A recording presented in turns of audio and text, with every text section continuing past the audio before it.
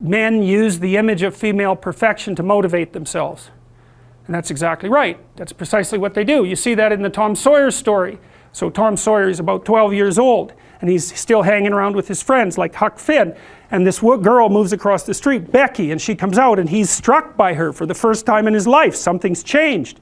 And the first thing he does is hop up on a picket fence and show off and balance in front of her. And he's saying, well, look at me, look at me. He's like the male bowerbird building something beautiful so the female will approve of it. And it's motivation. You know, and that's something that I think modern women don't really understand about men. They don't understand that, at least to the degree that males are uncorrupted and not bitter because of being rejected, they're doing everything they can to kneel before the eternal image of the feminine and try to make themselves worthy.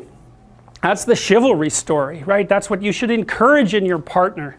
So out of chaos emerges this first form. It's the feminine form. It's partly the form that represents novelty as such. So, and on one hand it's promise, on the other hand it's threat. That you wouldn't believe, and I don't know, because I don't understand the situation with women as well as I understand the situation with men, obviously, being a man. But I don't know if women have any idea how paralyzing they are to especially young men.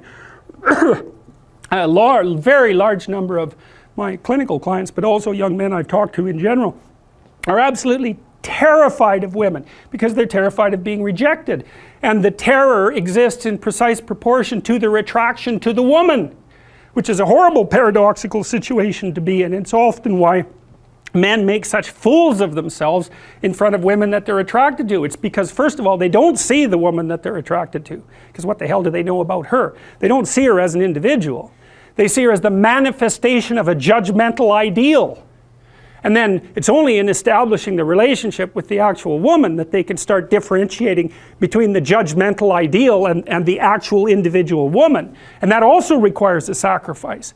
And the sacrifice is, you never can have an ideal woman. So to have a relationship with any woman, you have to sacrifice the relationship with the ideal woman, and you have to see the individual woman and separate her from the ideal. And that's the same thing that happens to the hero in Sleeping Beauty, right? He sees the evil queen who actually turns into the dragon of chaos, and it's not until he can defeat her that he can establish a relationship with the actual princess. And that's exactly the case. I had one of my clients who ran this men's group, which was quite interesting. One of the things they had the initiates do, which was very intelligent, was to go out and ask 50 women in one day for their phone numbers. Why? Politely, properly, you know. It was a game, but it wasn't a stupid game. And the idea was, get over your fear of rejection. And how do you do that? By encountering it continually and continually and continually, so that you're no longer paralyzed by this.